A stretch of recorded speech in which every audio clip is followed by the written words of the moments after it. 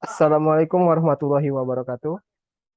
Kami dari kelompok 2 analisis portofolio dan pasar modal akan mempresentasikan materi yaitu Capital Asset Pricing Model atau CAPM yang mana dosen pengampu kami yaitu Pak Gandhi Wahyu Maulana Zulma SPD MSAK dan kami kelompok 2 yang beranggotakan yang pertama terdiri dari Rosa Luciana C1 C018151. Yang kedua Ahmad Amri Firdaus dengan NIM C1 C020087. Yang ketiga Adisti Wulandari dengan NIM C1 C020096. Yang keempat Viviana Julianti dengan NIM C1 C020139. Dan yang terakhir saya sendiri yaitu Alfianika Putra dengan NIM C1 C020141. Baiklah, materi pembahasan yang akan kami bahas pada presentasi kali ini ada 7 poin. Yang pertama yaitu Capital Asset Pricing Model atau CPM. Yang kedua beta. Ketiga garis pasar modal. Yang keempat, garis pasar sekuritas. Yang kelima, perluasan CAPM. Yang keenam, pengujian terhadap CAPM. Yang ketujuh, pelonggaran CAPM. Baiklah, materi yang pertama yaitu Capital Asset Pricing Model. Yang pertama, pengertian dan konsepnya. CAPM sendiri yaitu model penilaian aktiva modal atau model penentuan harga aktiva yang dipergunakan untuk menentukan harga suatu capital aset dengan mengingat karakteristik atau risiko aktiva tersebut. Model CAPM merupakan alat untuk memprediksi keseimbangan return yang diharapkan dari suatu aset berisiko. Pokok dari asumsi ini itu mencoba untuk memastikan bahwa individu mirip satu sama lain, kecuali dalam hal besar kekayaan awal dan sikap penghindaran terhadap risiko. Lalu yang kedua yaitu istilah-istilah penting ada dalam CAPM. Yang pertama ada risiko sistematis atau dikenal risiko pasar atau risiko umum. Yang kedua risiko tidak sistematis yang dikenal dengan risiko spesifik yaitu risiko perusahaan. Yang ketiga ada risiko pasar atau disebut juga dengan interest rate risk. Yang keempat ada default risk. Yang kelima ada risiko inflasi. Dan keenam ada risiko mata uang. Yang ketujuh ada risiko politik. Baiklah, sekian materi dari saya. Untuk materi selanjutnya saya serahkan kepada Saudara Ahmad Amri Firdaus. Kepada Saudara Ahmad Amri Firdaus, saya persilakan. Terima kasih moderator. Materi selanjutnya itu asumsi-asumsi dalam CAPM. Yang pertama yaitu semua investor mempunyai cakrawala waktu satu periode yang sama. Yang kedua, semua investor melakukan pengambilan keputusan investasi berdasarkan pertimbangan antara nilai return ekspektasi dan standar deviasi return dari portofolionya. Yang ketiga, semua investor diasumsikan mempunyai harapan yang seragam. Yang keempat, diasumsikan terdapat riskless lending and borrowing rate sehingga pemodal bisa menyimpan dan meminjam dengan tingkat bunga yang sama. Yang kelima yaitu para pemodal bisa melakukan short sales. Selanjutnya, yaitu investasi bisa dipecah-pecah sehingga pemodal bisa melakukan investasi sekecil apapun pada setiap jenis sekuritas. Selanjutnya itu diasumsikan tidak ada biaya transaksi, tidak ada pajak penghasilan bagi para pemodal sehingga pemodal secara indifferent dapat memperoleh dividen maupun capital gain. Selanjutnya itu para pembeli tidak bisa mempengaruhi harga saham dengan tindakan membeli atau menjual saham. Ini diasumsikan bahwa semua aktiva bisa diperjualbelikan, tidak terjadi inflasi, dan yang terakhir yaitu pasar modal berada dalam kondisi equilibrium. Selanjutnya itu tentang beta, konsep beta. CAPM menjelaskan bahwa beta merupakan alat pengukuran resiko yang relevan dan terdapat hubungan yang positif dan linear antara tingkat keuntungan yang diharapkan dengan beta. Rata-rata beta untuk seluruh saham adalah sama dengan 1,0. Selanjutnya,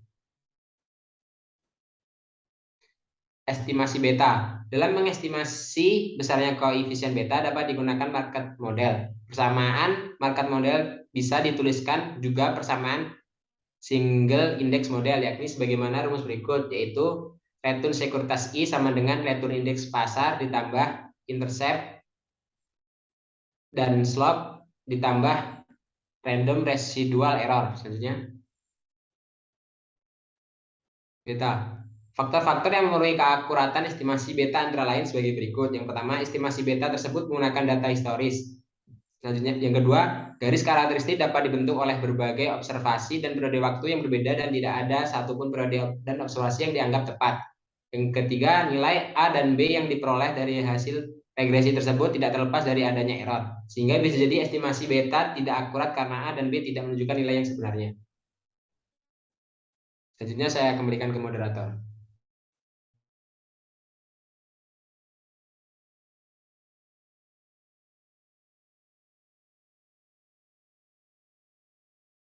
Baiklah, terima kasih kepada Saudara Amri atas penjelasannya.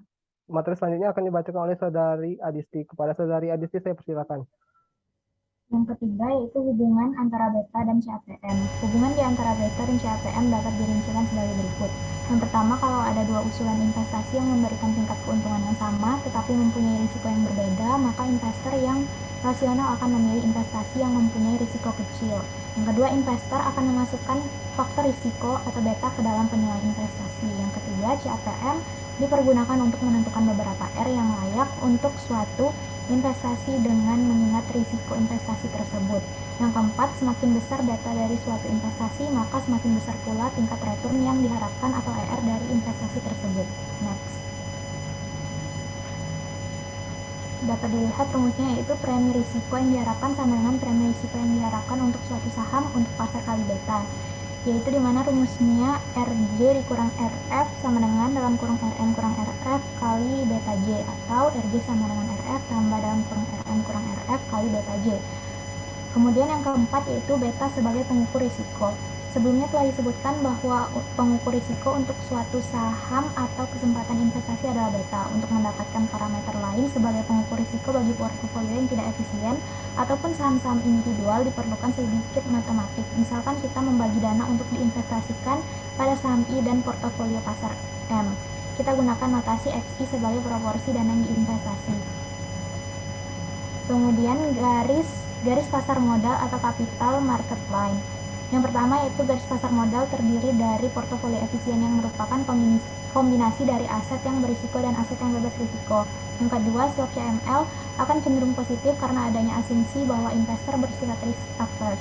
Yang ketiga, berdasarkan data historis, adanya risiko akibat perbedaan return aktual dan return harapan akan bisa menyebabkan slope CML yang negatif. Yang keempat, garis pasar modal dapat digunakan untuk menentukan tingkat return harapan untuk setiap risiko portofolio yang berbeda.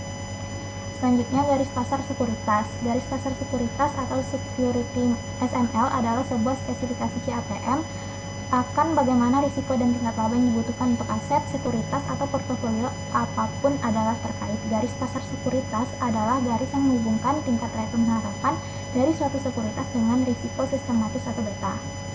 Next. Selanjutnya yaitu perluasan CAPM. Pasar tidak lagi memiliki portofolio yang efisien secara umum. Faktanya, setiap investor memilih portofolio yang berbeda sehingga tidak lagi jelas apakah terdapat portofolio pasar yang merupakan agregasi dari portofolio seluruh investasi yang terdapat pada batas efisien. Jika portofolio pasar tidak lagi efisien secara rata-rata dan varians, maka hubungan antara ekspektasi imbal hasil dan beta dari CAPM tidak lagi membentuk keseimbangan pasar.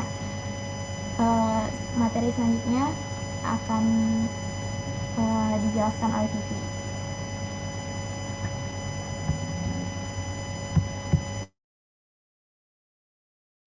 Kepada Saudari Vivi, saya persilakan. Baik, di sini saya akan menjelaskan materi mengenai pengujian terhadap CAPM. Yang pertama yaitu hubungan antara beta dan pengembalian bersifat linear. Yang kedua, perkiraan persimpangan B0 dan jauh berbeda dari 0, berarti berbeda dari hipotesa nilai ini. Yang ketiga, perkiraan koefisien beta. B1 lebih kecil daripada premi risiko. Yang keempat, beta bukanlah merupakan satu-satunya faktor yang memperoleh pendapatan harga dari pasar. Yang kelima, dalam jangka panjang, biasanya 20 hingga 30 tahun, pengembalian portofolio pasar lebih besar daripada pengembalian aktiva bebas risiko. Next. Kemudian pelonggaran CAPM. Yang pertama, short sales tidak diperkenankan. Asumsi ini merupakan suatu asumsi yang sering ditanyakan ketika short sales belum diperkenankan. Kita ingat bahwa short sales berarti menjual sekuritas yang belum dimiliki dan menggunakan kas yang diperoleh untuk membeli sekuritas lain. Yang kedua, modifikasi riskless lending and borrowing rate. Asumsi yang menyatakan bahwa pemodal bisa menyimpan dan meminjam dengan tingkat bunga yang sama dan bebas risiko tidak realistis. Selanjutnya, yang ketiga, pajak. Bentuk standar dari CAPM mengabaikan adanya pajak. Asumsi tersebut mempunyai implikasi bahwa para pemodal bersikap. Yang keempat, faktor likuiditas diperhatikan. Standar CAPM berpendapat bahwa para pemodal hanya berkepentingan dengan risiko dan keuntungan. Selanjutnya, yang kelima, likuiditas dan CAPM. Likuiditas diakui sebagai ciri penting yang mempengaruhi nilai aset, tetapi likuiditas tidak selalu dinilai sebagai faktor penting dari pasar sekuritas. Kesimpulan, capital asset pricing model atau CAPM adalah model penilaian aktiva modal atau model penentuan harga aktiva yang digunakan untuk menentukan harga suatu capital aset dengan mengingat karakteristik atau risiko aktiva tersebut. CAPM digunakan untuk mengukur risiko portofolio yang tidak efisien dalam lingkungan pasar modal yang dinotasikan sebagai beta. Model CAPM merupakan sebuah alat untuk memprediksi keseimbangan return yang diharapkan atau ER dari suatu aset berisiko. Pokok dari asumsi ini adalah kita mencoba untuk memastikan bahwa individu adalah mirip satu sama lain, kecuali dalam hal besarnya kekayaan awal dan sikap penghindaran terhadap risiko. CAPM menjelaskan bahwa beta merupakan alat pengukur risiko yang relevan dan terdapat hubungan positif yang linear antara tingkat keuntungan yang diharapkan dengan beta. Rata-rata beta untuk seluruh saham adalah dengan 1,0. Deviasi standar dari suatu saham dengan beta 1,5 adalah 1,5 kali portofolio pasar. Beta tidak lain adalah merupakan koefisiensi agresi antara dua variabel, yaitu kelebihan tingkat keuntungan portofolio pasar atau excess return on market portfolio dan kelebihan keuntungan suatu saham atau excess return of stock. Kemudian saya kembalikan pada moderator. Terima kasih kepada Saudari Vivi atas penjelasannya. Baiklah, itu saja presentasi dari kami. Apabila ada kekurangan, kami mohon maaf. Kami akhiri dengan wabillahi taufiq wal hidayah. Wassalamualaikum warahmatullahi wabarakatuh. Waalaikumsalam.